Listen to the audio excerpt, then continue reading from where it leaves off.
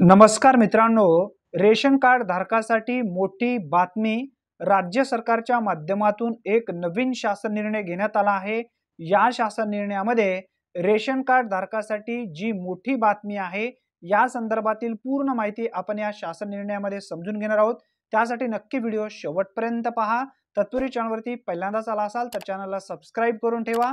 मित्रांनो, राष्ट्रीय अन्न सुरक्षा अधिनियम 2013 प्राधान्य कुटुंब योजनेचे पात्र लाभार्थ्यासाठी निश्चित केलेल्या निकषामध्ये बदल करण्याची बाब तपासणीकरिता समिती स्थापन करण्याबाबत महाराष्ट्र शासन अन्न नागरी पुरवठा व ग्राहक संरक्षण विभागाअंतर्गत 29 एप्रिल 2024 रोजी हा महत्त्वपूर्ण शासन निर्णय घेण्यात आला आहे.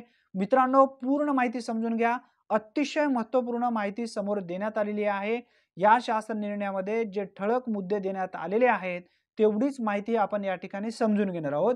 शासन निर्णय दिनांक 17/12/2013 नुसार राष्ट्रीय अन्न सुरक्षा अधिनियम 2013 अंतर्गत लाभार्थ्यांची निवड करण्यासाठी निकष ठरवताना लक्ष्य निर्धारित सार्वजनिक वितरण व्यवस्थेअंतर्गत लाभ घेत असलेल्या ब1 मधील लाभार्थ्यांपैकी ज्या लाभार्थ्यांनी सन 2013 मध्ये विहित नमुन्यात वार्षिक कौटुंबिक उत्पन्न नमूद केले आहेत, त्या उत्पन्नानुसार शहरी भागात कमाल 59,000 पर्यंत वार्षिक कौटुंबिक उत्पन्न असणाऱ्या लाभार्थ्यांचा पात्र लाभार्थी म्हणून व ग्रामीण भागात कमाल 44,000 पर्यंत वार्षिक कौटुंबिक उत्पन्न असणाऱ्या लाभार्थ्यांचा प्राधान्य कुटुंब योजनेचे पात्र लाभार्थी म्हणून समावेश करण्याबाबत निर्णय घेण्यात आलेला आहे.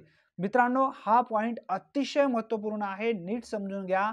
वार्षिक कौटुंबिक उत्पन्न जो आहे शहरी भागासाठी 59,000 रुपयापर्यंत आहे. त्यानंतर ग्रामीण भागासाठी 44,000 रुपयांचा वार्षिक कौटुंबिक उत्पन्न या ठिकाणी लाभार्थ्यांना देण्यात आलेला आहे.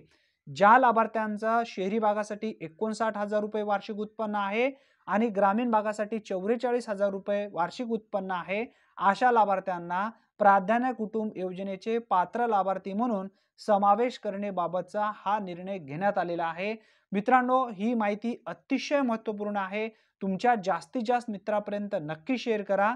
मित्रांनो, निर्णयाच्या अनुषंगाने केंद्र शासनाकडून प्राप्त होणाऱ्या धान्यापैकी काही धान्य शिल्लक राहते.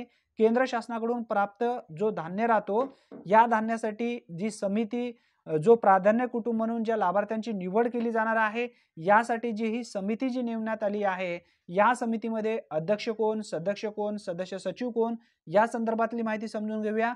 नियंत्रण शिधा वाटप व संचालक नागरी पुरवठा मुंबई अध्यक्ष राहणार आहे. सह उपसचिव ग्रामविकास विभाग मंत्रालय मुंबई सदस्य, सह उपसचिव नगर विकास विभाग सदस्य, सह उपसचिव अन्न नागरी पुरवठा विभाग मंत्रालय मुंबई सदस्य, उपायुक्त पुरवठा विभागीय आयुक्त कार्यालय अमरावती सदस्य सचिव. आता समितीचे कार्यकक्षा पुढील प्रमाणे या ठिकाणी राहणार आहे. इतर राज्यातील प्राधान्य योजनेचे निकष तसेच सामाजिक निकष याबाबत परिपूर्ण अभ्यास करावा. त्या अनुषंगाने प्राधान्य कुटुंब योजनेच्या ग्रामीण व शहरी लाभार्थ्यांच्या योजनेच्या निकषामध्ये काही बदल करणे उचित राहील, याविषयी सुद्धा या ठिकाणी माहिती देण्यात आली आहे. मित्रांनो, हा जर शासन निर्णय तुम्हाला पाहिजे असेल तर www.maharashtra.gov.in या संकेतस्थळावरती उपलब्ध आहे. नक्की हा शासन निर्णय तुम्हाला पाहिजे असेल तर तुम्ही वाचू शकता. धन्यवाद मित्रांनो, पुन्हा भेटूया नवीन व्हिडिओमध्ये नवीन माहितीसह. तोपर्यंत जय हिंद, जय महाराष्ट्र.